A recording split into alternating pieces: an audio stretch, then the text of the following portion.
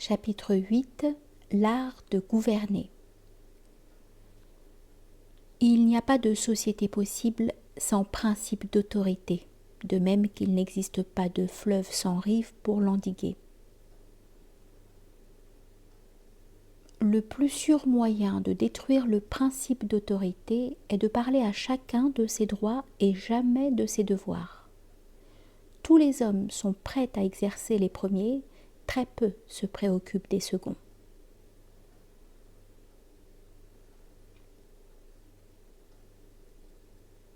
On ne gouverne pas un peuple en tenant compte seulement de ses besoins matériels, mais aussi de ses rêves. Les puissances morales ne se combattent ni avec des lois, ni avec des armées. Pour manier les hommes, il ne faut pas oublier que leurs moi affectifs et leurs moi intellectuels n'ont pas d'évolution parallèle et ne s'influencent guère.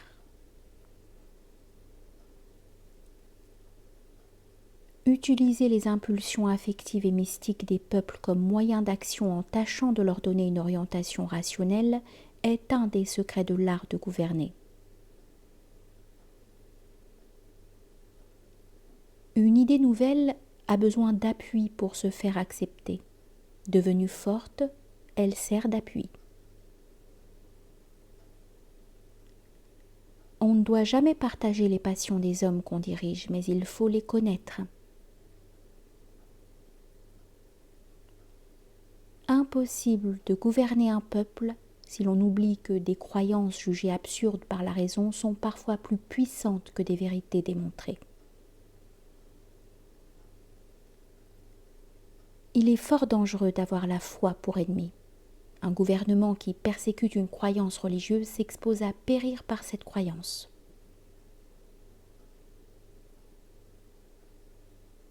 En ne se plaçant même qu'au point de vue de l'intérêt, un gouvernement doit éviter les persécutions.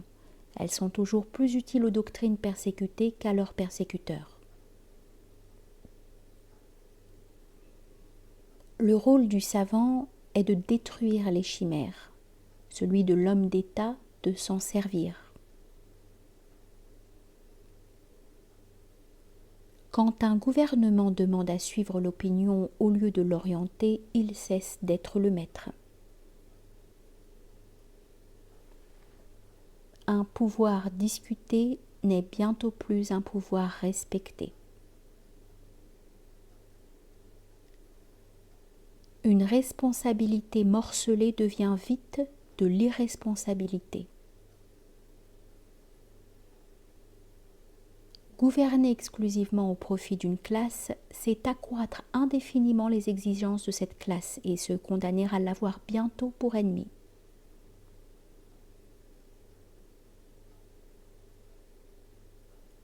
Un des éléments de l'art de gouverner consiste à conquérir les meneurs des majorités ou à leur en imposer d'autres. Ou à leur en opposer d'autres, pardon. Les meneurs ne se combattent qu'avec des meneurs. On peut désagréger facilement l'âme transitoire d'une foule. On demeure impuissant contre l'âme permanente d'une race. Temporiser pour avoir le temps de se préparer, comme le conseillait Machiavel, est très sage. Temporiser pour laisser au hasard le soin d'arranger les événements est fort dangereux.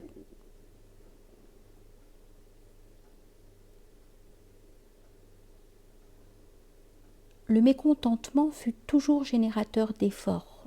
L'homme trop content de son sort ne poursuit aucun progrès.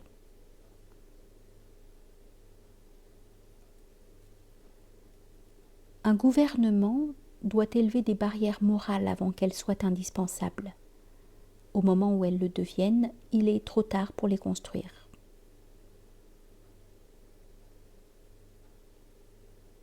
Dès qu'on entrevoit la nécessité de céder, il ne faut pas attendre le moment où il sera impossible de ne pas céder.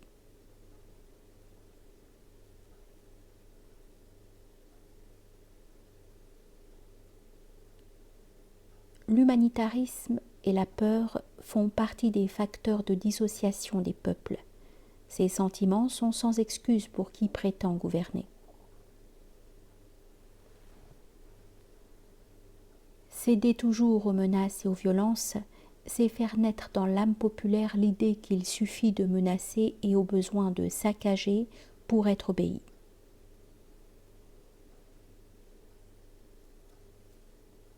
Les concessions n'empêchent pas les batailles devenues nécessaires. Elles les rendent plus coûteuses et plus dures.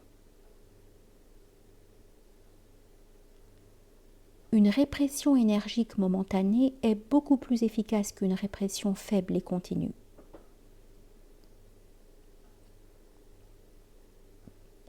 La terreur n'est un procédé psychologique utile qu'à la condition de ne pas durer. Un gouvernement qui pactise sans cesse avec l'émeute périt par l'émeute. Quand on ne peut pas gouverner un peuple avec des idées vraies, il faut se résigner à le gouverner avec des idées tenues pour vraies. Les grands courants sociaux ne se remontent pas. La sagesse consiste à les dévier lentement. L'homme supérieur sait utiliser la fatalité, comme le marin utilise le vent, quelle que soit sa direction. Chaque événement visible est déterminé par un agrégat de forces invisibles. Qui ne sait les découvrir ignore l'art de gouverner. Une politique ne tenant compte que de l'heure présente est toujours d'ordre inférieur. Le bon sens et le caractère sont souvent plus utiles que le génie à un homme d'État. Une société ne dure pas sans pensée fixe. L'individu ne progresse pas sans pensée mobile. L'avenir étant toujours chargé de passé pour prévoir, c'est-à-dire voir en avant, il faut d'abord regarder en arrière. Prévoir est utile, prévenir l'est davantage. Prévoir élimine les surprises de l'avenir, prévenir empêche leur action. Un homme d'État sans prévoyance est un créateur de fatalités désastreuses.